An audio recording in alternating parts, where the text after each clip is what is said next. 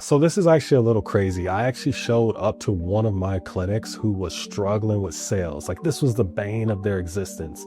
They couldn't close bigger packages. They couldn't close leads. So, I showed up to the clinic and I did some sales training. And the one thing I discovered when I started doing the role playing and I started doing the training was that it was less about them following the script and it was more about their tonality and verbal pauses. And let me explain. A big thing I noticed is the girls were saying the script, but they just sounded so robotic that there was no way they were going to close the deal.